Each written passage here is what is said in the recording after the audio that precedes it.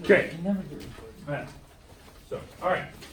Okay, so real quick, property sheet, you should have them out right now. Now, the reason why we have this, you can put your name on it. This is something we will be able to use for the next test. Now, if you accidentally add anything more, you make little side notes, you put examples on the back, you will not get to use it for the test, because on test day, I kind of tentatively warned you that test is going to be Wednesday this week. It's actually Thursday. That's actually the solid day it's going to be. It's going to be this Thursday. Because today we still got to do some more proof stuff that we started on Friday and Thursday last week. So we'll start reviewing tomorrow and Wednesday, and then test is Thursday this week. This you can use on the test. Before I hand out all the tests, I will walk around and I will check, and you'll flip it over in front of me. If there's anything on it, I take it from you, and now you don't have one. And now you have to have all those properties memorized. You forfeited the right to have it. So don't put anything on here. I know we wrote a lot of the stuff in your notes. Those are things to kind of know, like what property follows what property. The goal today is to intro how to do proofs yourself, to do some more hands-on practice, to do a little project with it so you can see it. Tomorrow, I know we're going to start reviewing. Okay, well, we're going to start reviewing tomorrow. We are still going to do proofs. I don't want to just do proofs on the one day when we see it on the practice guide. So tomorrow, I will do examples of proofs like I'm doing today. Wednesday, we'll do examples of proofs. That way you're seeing proofs every single day leading up to the test. Does that make sense? So, because I know it's new, it's tough for some people, they've never seen it before. I want to make this as easy as possible when you get to it on the test day, so you know how to do it. Okay, does that make sense? Okay, today, you need to write down the examples I'm going to do on the board. Once we're through those, we're going to get to our little hands-on group activity. You need to take notes. It will help your group activity massively today. Okay? All right, take a seat.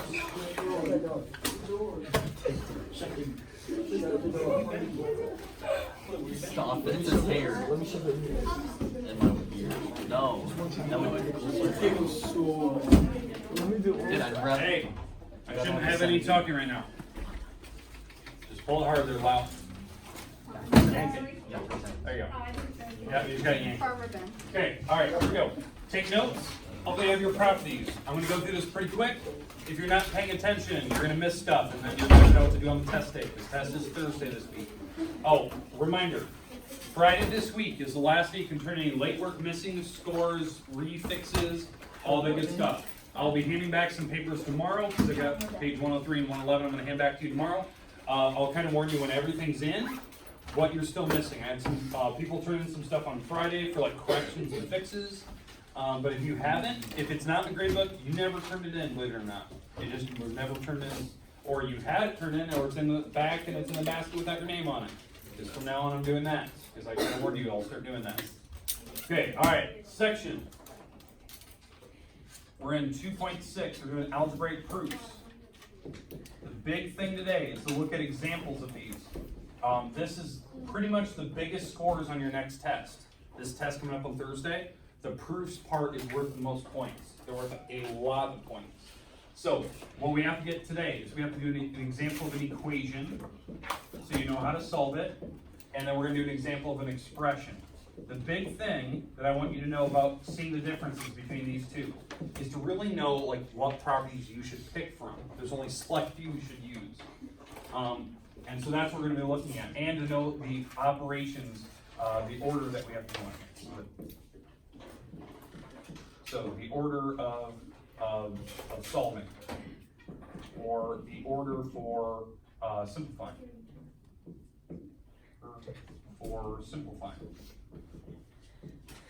And you would not believe how many people will still mess that up, even though I walked through it today, they won't remember it, even though it's an elementary concept that we're going to talk about.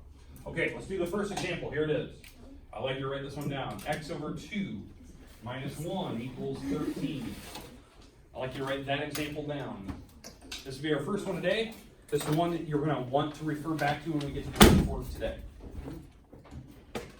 This is the one problem I want to make sure for sure that you get before lunch. I know that seems crazy. We're going to take that long to do one problem. But I want to make sure you know it in and out every possible combination. All right. So, on this particular problem, is that an equation or an expression? Equation has an equal sign. So on your property sheets, remember this, That means you can use any of the 7 that are up above and the problems at the bottom. That's something you need to know. If it's an equation, you can use these up top, and there's certain spots where you'll use them. So now, there's an order for how you solve an equation like this. The order is called the order of not the order of operations, but the inverse operations, I should say. So let me write this down. To solve an equation, there's this thing called the inverse operations. This is the order we use to solve a math problem so that everyone in the room knows what we're doing. Okay? So for the order of for this inverse operations, this is what I'd like you to write down.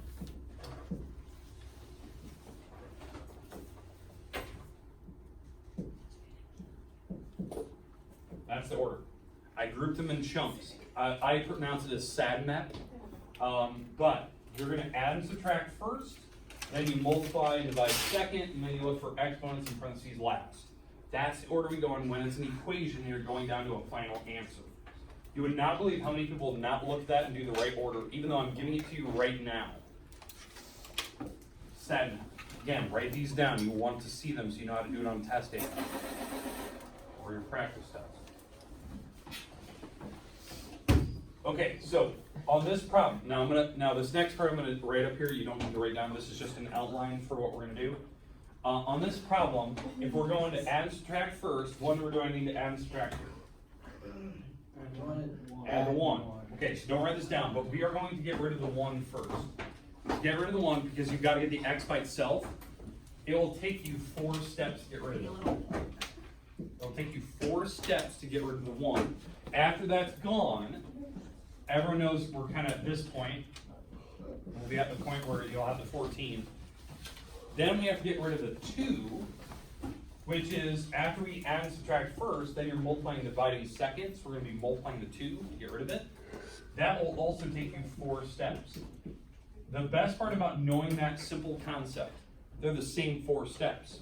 It just rinse and repeats. Every time you get to an equation, it's the same 4 properties in order back to back to back to back to back. So if you know the 4 that are in order, you know how to solve any equation that I give you because you'll do the same 4 in order. The only thing that changes is are you adding or subtracting? That's basically what changes. Or multiplying and dividing, I guess. But I mean, it's the same 4 steps. The broad overview. Okay, does everyone understand that? The problem is a lot of people have not seen this because we talk about all the property names, but we've never put them all together to fit them together. So, okay, let's walk through this. Okay, so the first step, we have to get rid of the 1. We already said it. We had to add 1 to both sides. So plus 1, plus 1. Everyone kind of knows that's what you're supposed to do. That is an actual step. That is called the additive property of equality.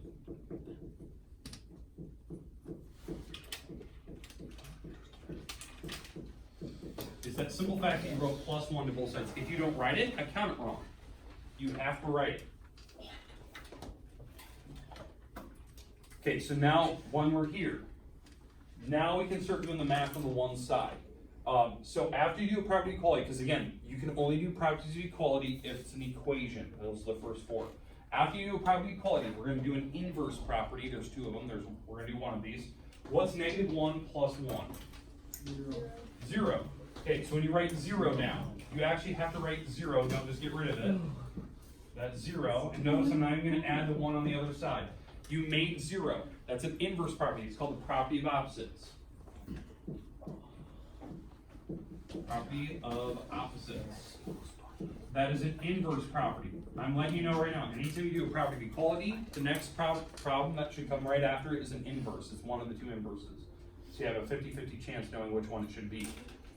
I'm adding numbers to make 0, so it was the property of opposites.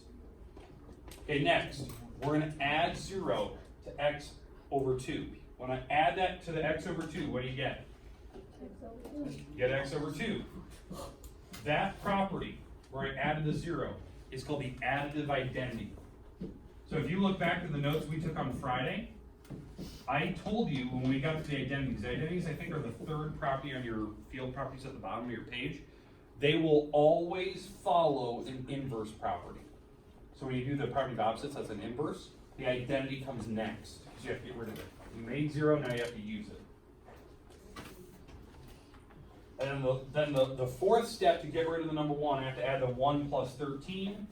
and I get 14, and that's substitution. I warn you, it takes 4 lines of work to get rid of one number.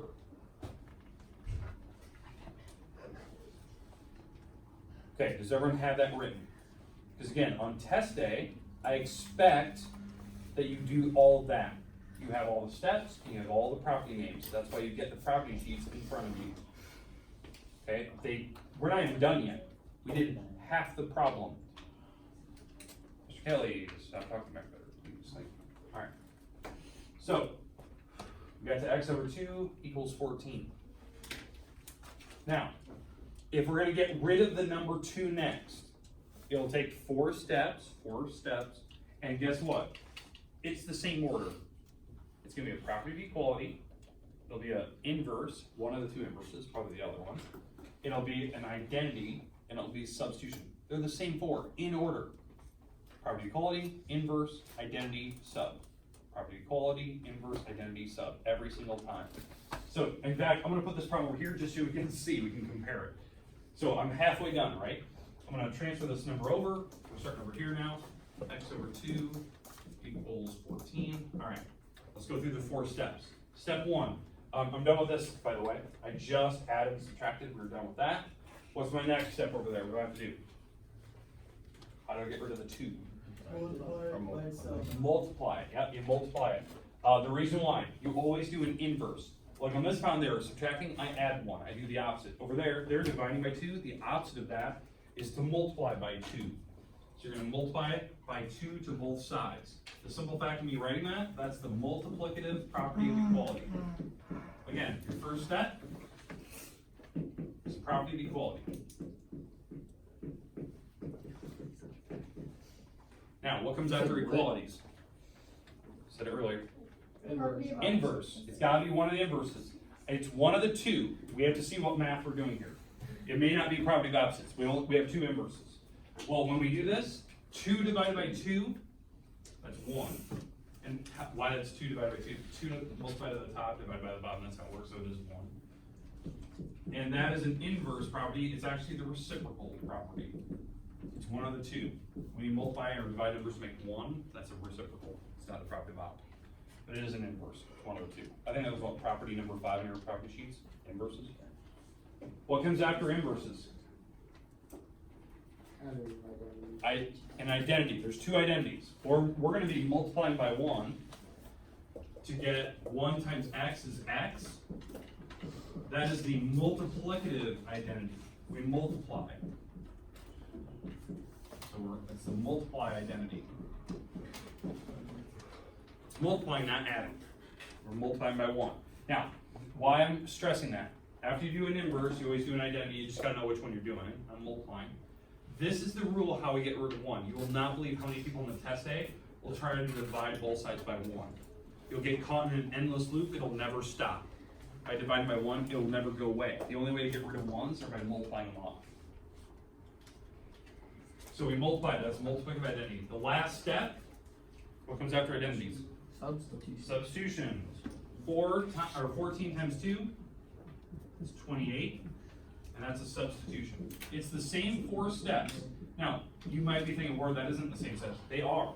That was an equality property, inverse, an identity, and substitution. They're the same 4 in order every single time. No matter what equation I give you, it will always work that way. So if you can get it through your head, I have to do an equality first. I have to do an inverse, it's one of the 2, it's a 50-50. Just look at what they're doing. I have to do an identity, there's only 2, and then I have to substitute last. You will always get to the right answer. Does everyone have that written down? Question? Would you write that on the whiteboard test? No. Nope, you have your property sheets, you got them. That's the one thing I do expect you to memorize. Those 4 in order. Equality, inverse, identity, sub. Okay, are we good? All right, let's get to, we'll practice this more because again, this is like the first day you're actually seeing it with all the property names down. We're going to practice this the next 3 days in a row until we get to test day. So we're going to practice even more. We're going to do it hands-on today so you can actually do it with your own hands without having to memorize everything. You're going to see the first today is just, I'm giving you all the proofs on cards and you just have to put them in the right order. Tomorrow I'll have you write some by yourself, and then Wednesday we'll write some. So like today's the build-up day. Okay, everyone have this written down though? Okay, let's do an expression now. Expressions are different. I'm gonna do 2 expressions, because we have never seen these. We did equations last Friday. I even did an equation last Thursday. But expressions I've never done yet. Expressions do not have equal signs. They have a different order for simplifying them. It's not the inverse operations. It's a different order. Okay, let's get rid of this. Hi.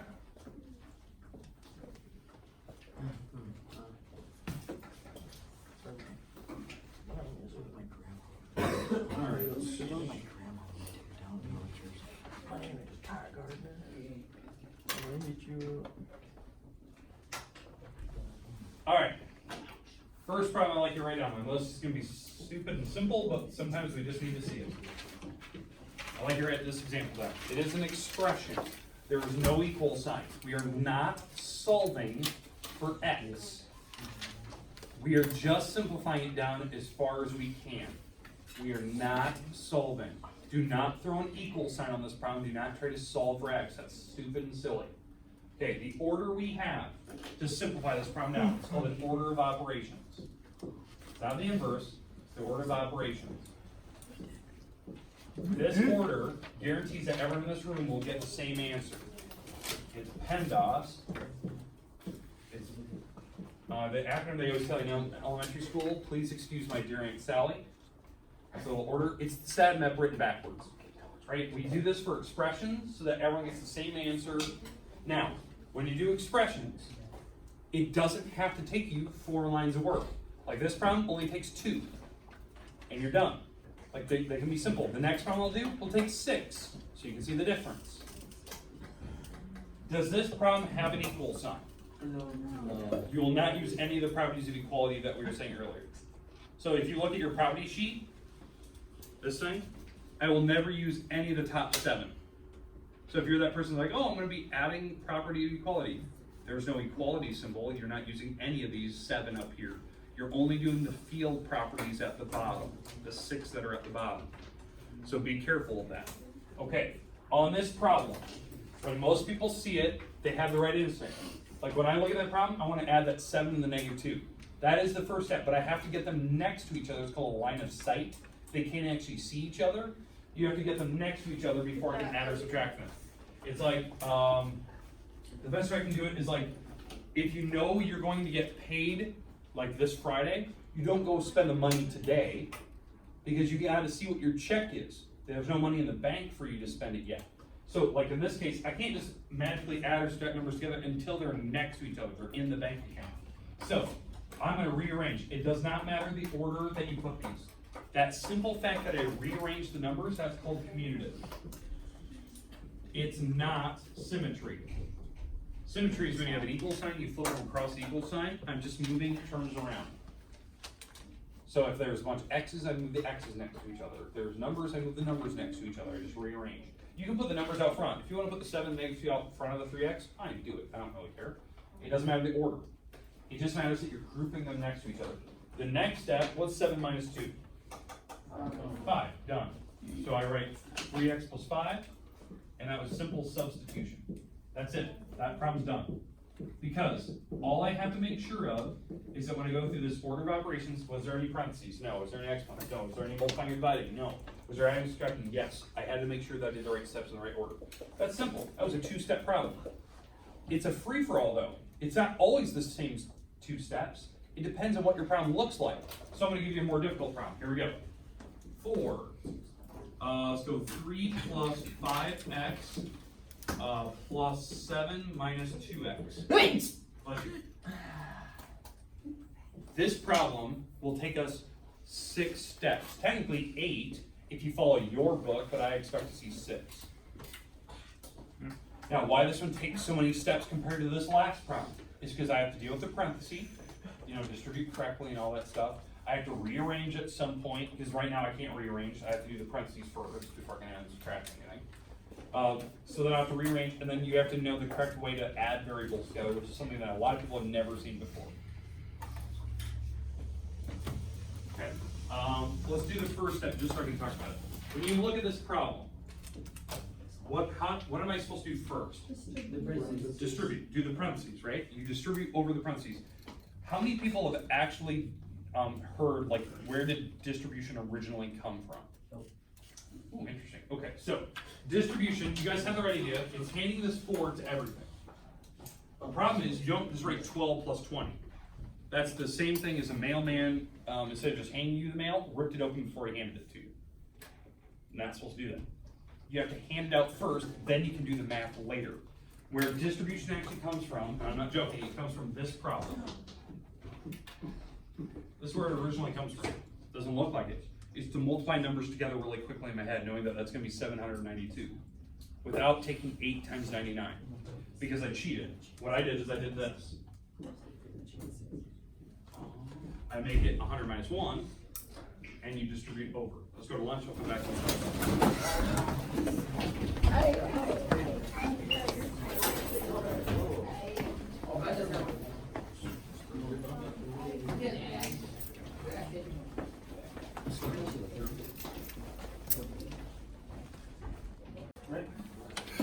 Okay, real quick, we gotta finish up this one problem that we're on. This one takes significantly longer than the last problem we did. It's not like a lot of steps, it's just, they're different, right? There's no properties of equality. It's not like the same core, equality, inverse, identity, sub.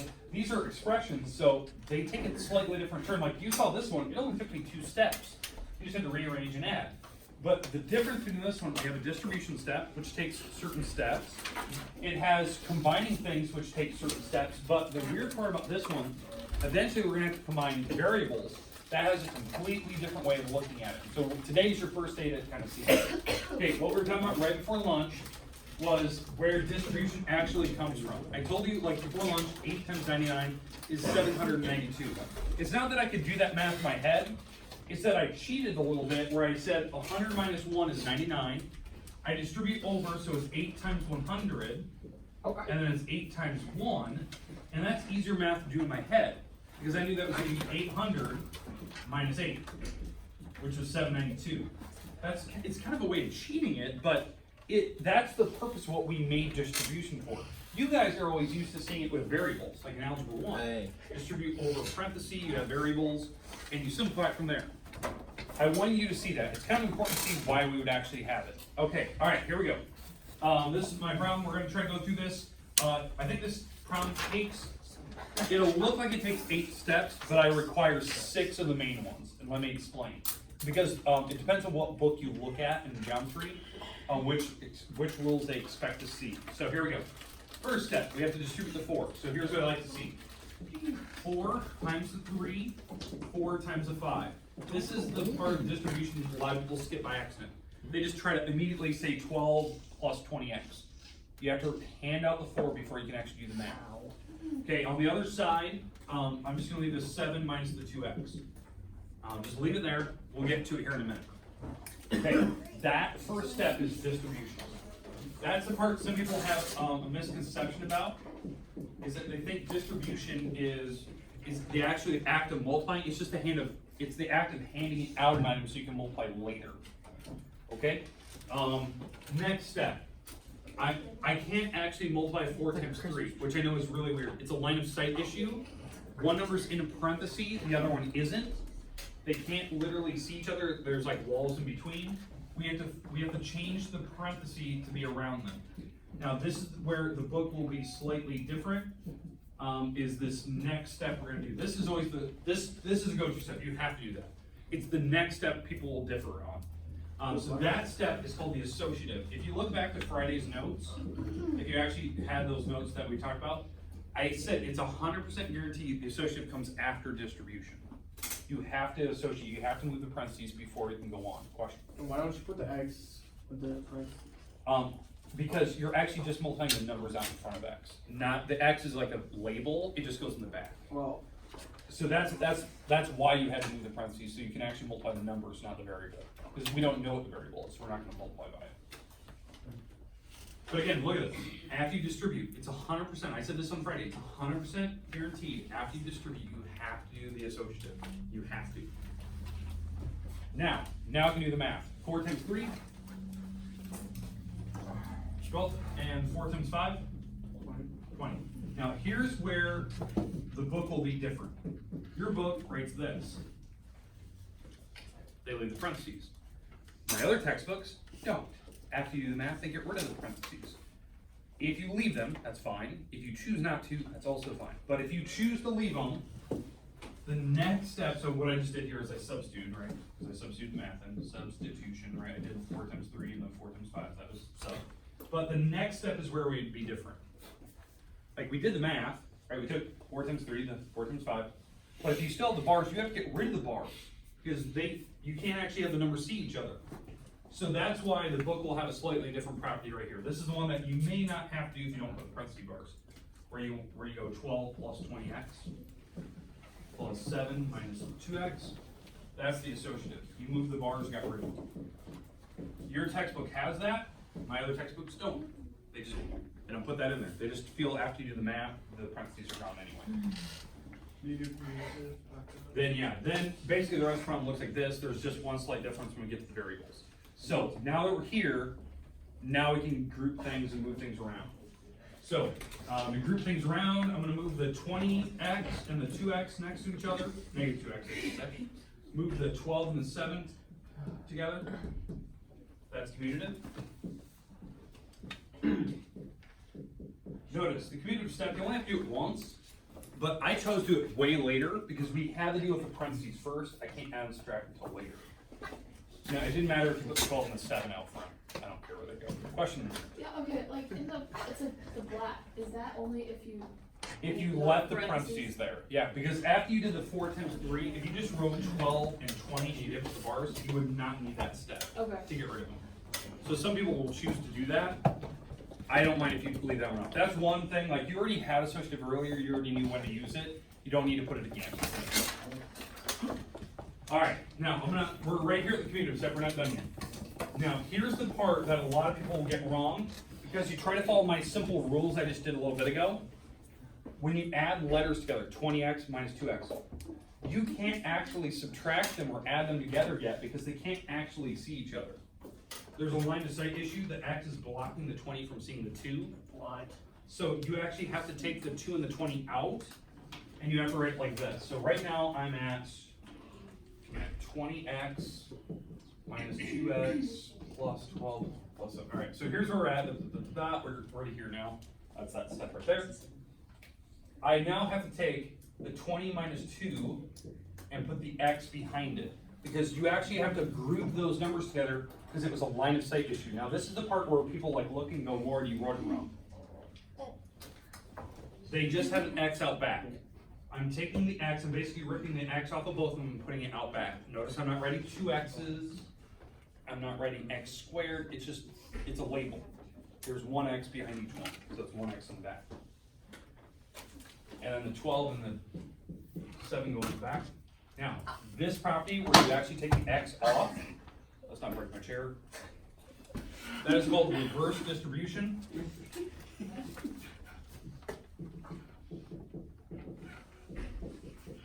So that's reverse distribution, or if you were lucky enough in Algebra 1, it is also called factoring.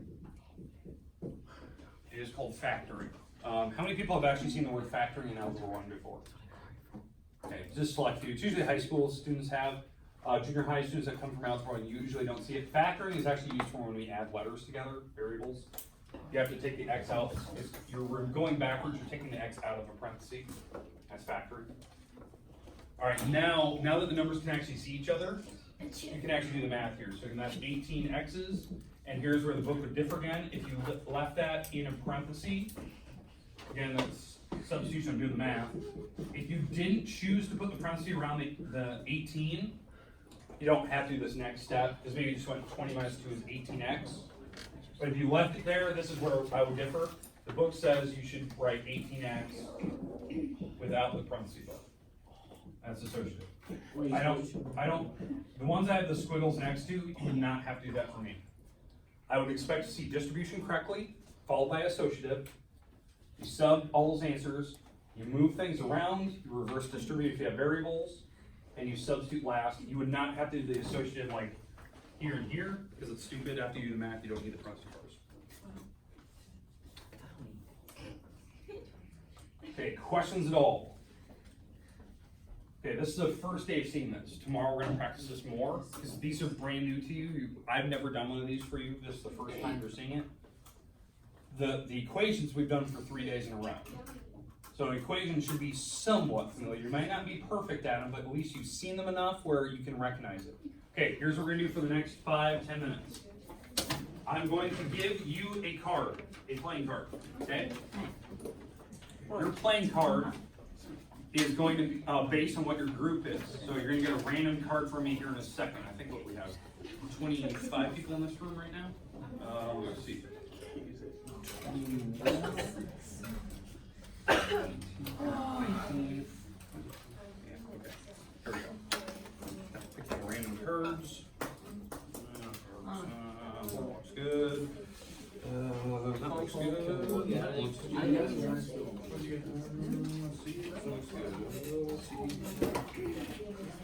Are we going by the number or the... By the number.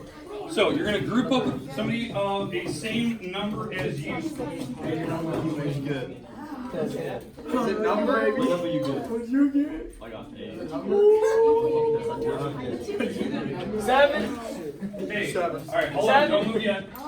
7. What'd you get? What'd you get? What'd you get? Okay, all right, hey, here we go.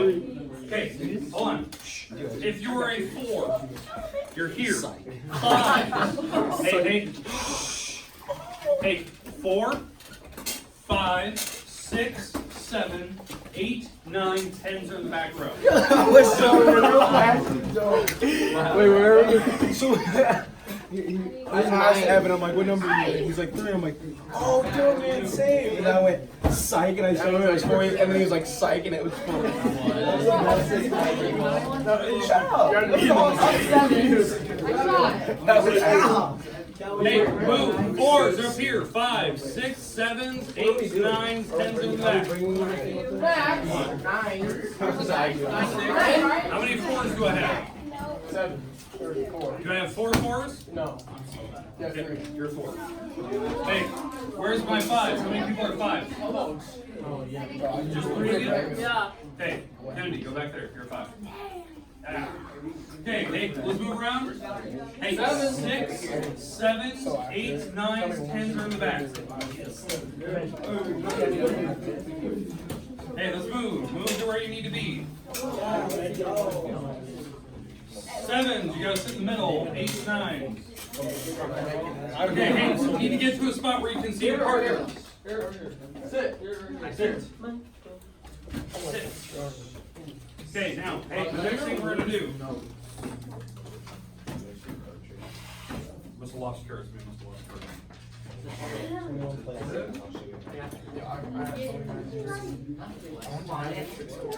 Hey, sit. Okay, your group is going to get an envelope. Okay, now, hey, before I explain, I need these back. You're not going to write on them, crumble them up, tear them, fold them up. I need these back for the next class. In this envelope, there is a lot of pieces of paper. Don't lose them, don't drop them. It's an entire proof. Okay, but they're equations only today. Equations only. The entire proof's in there. All the reasons, all the steps. I cut them up into pieces. So, you have every step. You have to put them back in order to make a logical proof. You will need your notes to help you out, or the property sheet. This is good practice to look at the notes we've done, because it will help you in outline form. Okay, group 4, group 5. Okay, group 5. Group 6. Group 7. Group 10. 9. And 8. Okay, hey, take them out of your envelope.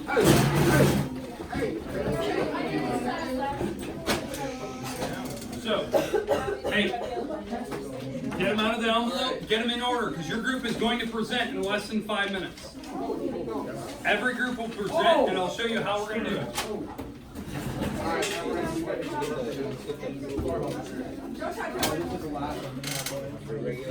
Dope. How much?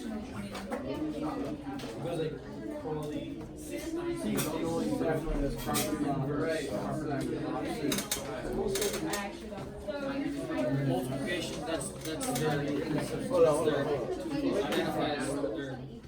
super cool.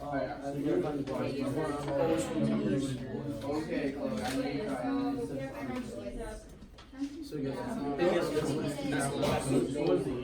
Yes, of course. Additive condition. Hey, bro, that's a lot of steps.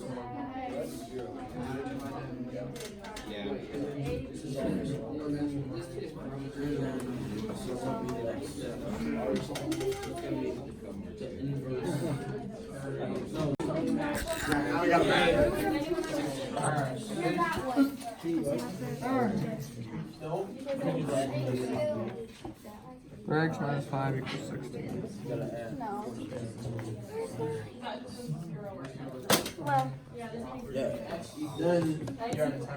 So then, property of opposites. Is that when we do that?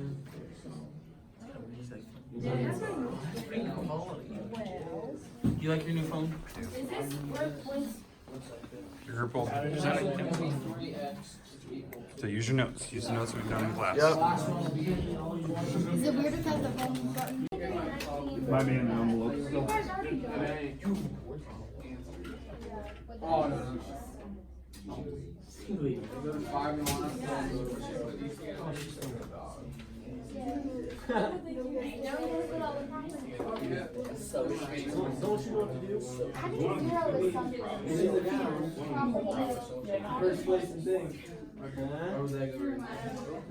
There you go. So, Mr. Ward. Gotta rearrange it and make the whole entire proof. So it should be the equation. So if you have your notes, probably I did today, it looks almost identical to this one.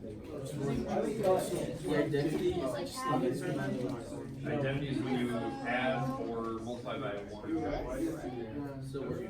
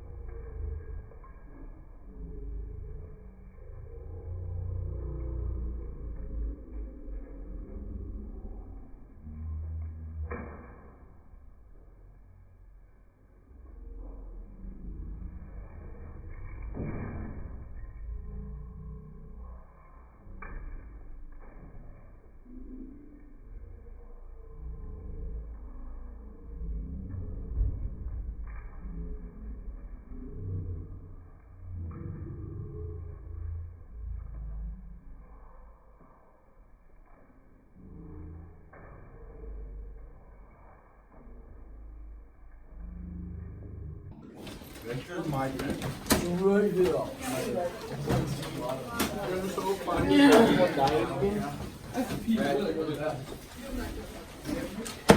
One of these stab me in my throat, aren't you?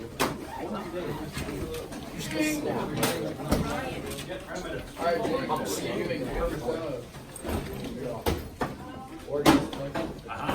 G.I. Joe, put your snakes all up in my eyes. We'll do a couple more of these tomorrow, and we'll get to writing some. Oh, ooh. Nice. Good.